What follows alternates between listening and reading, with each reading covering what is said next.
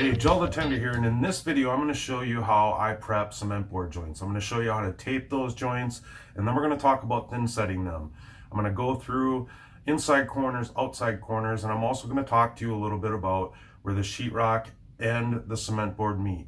So here, let's watch. Okay, I want to talk to you a little bit about taping.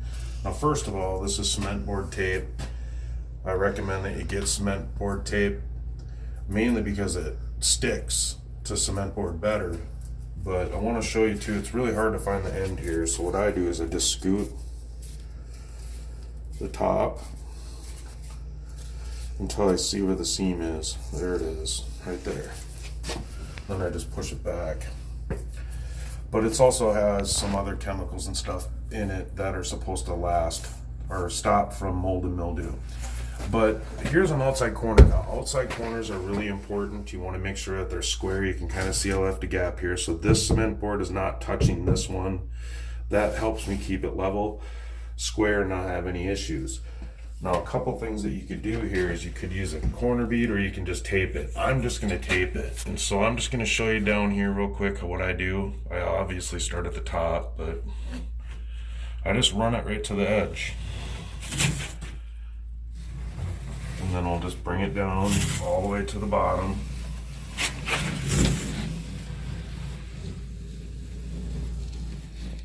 And then just cut it with the utility knife, or you can use a taping knife.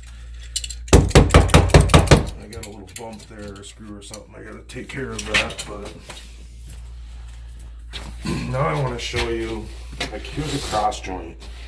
You just want to make sure that you go through these, make sure there's not any uneven spots or anything. Get rid of the dust.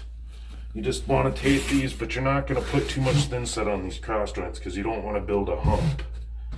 A lot of times I just, if there's not a big gap there, I will just use membrane.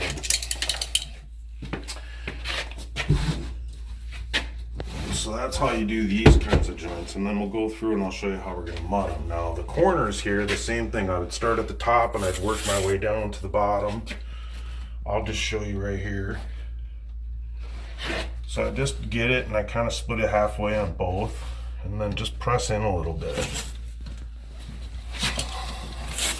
in a few spots just to get it to stick, so you can find your spot that you need to cut. You don't want it to be long. It can be a little short because your shower pan is going to come up here anyway. I just kind of feed it with my fingers.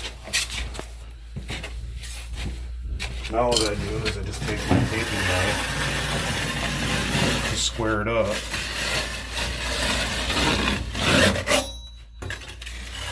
and then I'll do the other side.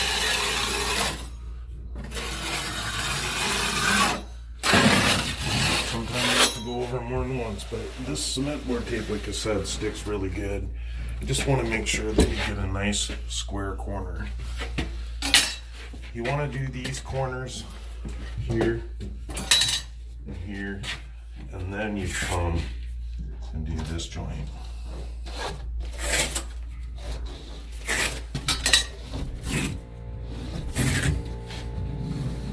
And then just cut it.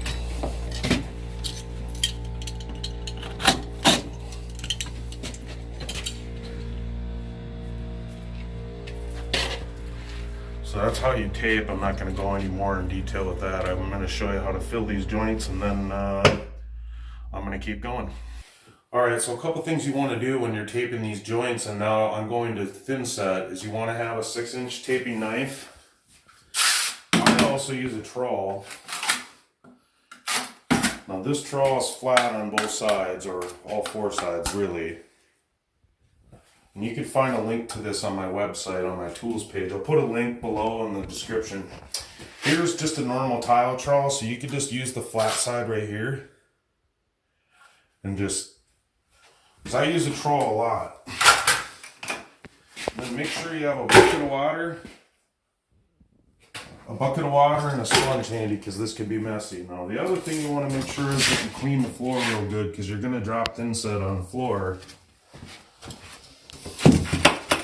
and you want to be able to pick it up. I kind of use both trowels here. What I like to do is I like to bring thin set up on the side. I don't mix this too wet, too thick. I want to have some consistency so it doesn't just sag. I'll just give you a quick little couple of tidbits here on the corners. So I just come down on both sides. I'd usually start at the top and work my way down.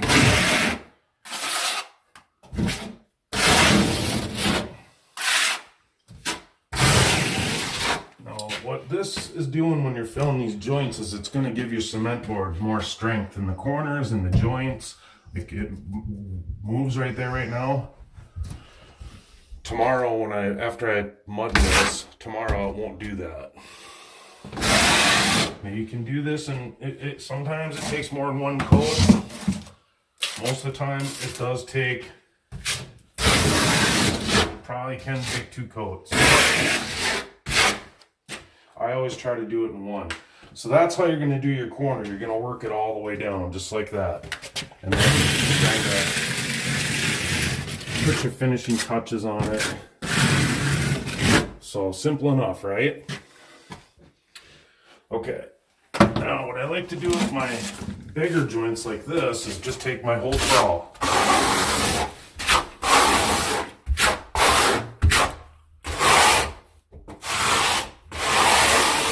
And butter it in. And just make sure that you rake your trowel over so you're not leaving big extra amounts. You don't want to leave extra and cause humps. I'd rather have a divot there than a hump. Because if there's a divot there, it's not going to hurt anything. You can just fill that when you're doing your tile. Now, let's talk about a cross joint. This is a cross joint, a butt joint. These are the ones that you want to be really careful not to leave too much thin set on.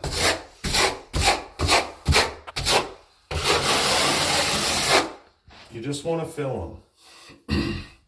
Because this is a spot that will cause a hump, and it'll be a pain in the butt during your tile installation.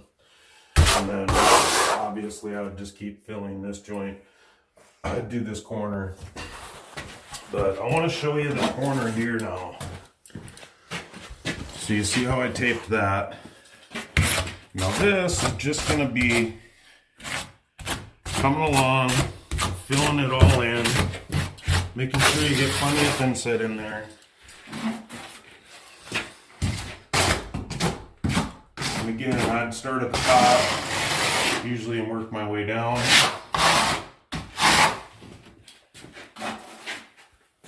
Again, you don't need to get these on the first coat. If you can't do it, then fine, you can put another coat on.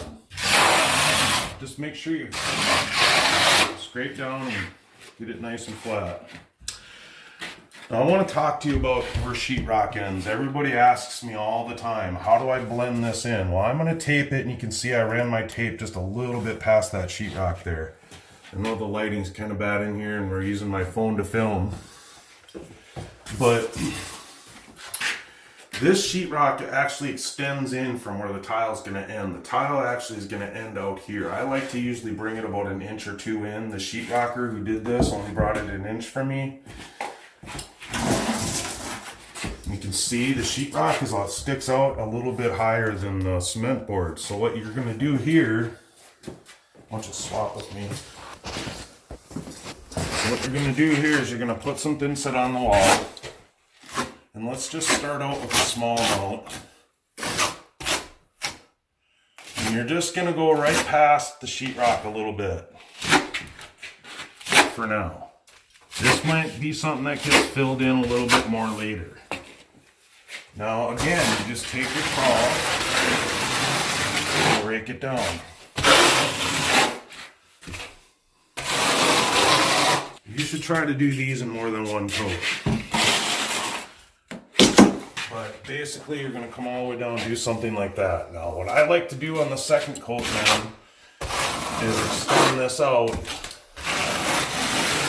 a little farther to blend it in.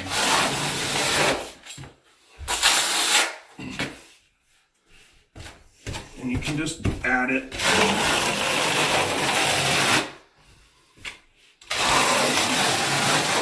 Just self a bigger band here, because once this dries tomorrow, we'll talk about this a little bit more.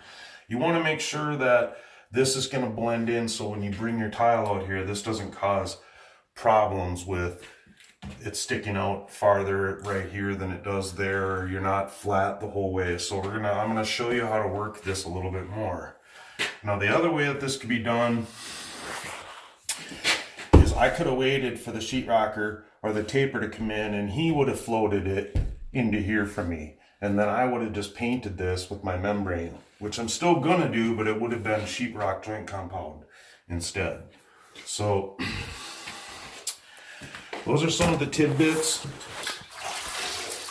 with taping, and then I like to come down with my sponge and get it right back to where that tape was at. So I know I'm not going past where I'm supposed to end. Okay. Now, what you can do to see where you want to end your sheetrock, if this was, you know, before you install cement board, you just want to make sure wherever you're going to end, like on this corner. Now there's a corner bead going here, and the sheetrock guy is going to finish this off for me. But just measure from the back wall to here. You see it's 55 1/4. Well, if I measure from back here, I would want to bring this in a couple inches. So you can see they only brought mine in 53 3/4, so they did give me almost 2 inches, but not quite. So that's kind of what you're looking for, is to bring this in a little farther, just to make a nice transition for you when you're doing your tile. You don't want to bring it out here. Bring it in, because you're going to waterproof this anyway, so it's going to be fine. Okay, so you can see how easy it really is to tape and prep these joints and get it ready for tile inside your shower.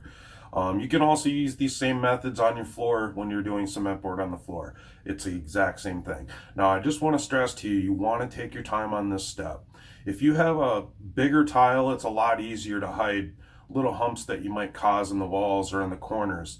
But when you have smaller tile, like 4x4, 3x6s, small tile like that, it's really critical that you get your wall flat. Otherwise, you're going to have walls that are wavy, tiles that get lippage. You just want to be sure you take your time. Now, I'm not trying to scare you. I'm just trying to tell you, warn you, and let you know that this is possible for you to do this. So if you need to apply 2 coats, make sure it's 2 thin coats. Don't try to do overkill on your first coat and put things too thick in those areas. And remember, if you don't get it perfect, it's going to be okay anyway. It doesn't have to be completely perfect. Like I said in the video, you can have little divots and fill that as you're installing tile. I also have other videos that talk about dips and humps inside on your walls, where you can go and check out my video on prepping cement board after, or prepping walls after cement board is installed. So go check out those videos. Also, I have a lot of other videos that you can go and watch, either here on YouTube or go check out my website and check out Tile University. I'll put some links below for the tools and stuff that we showed inside this video. I'm Joe Latender. Thanks for watching.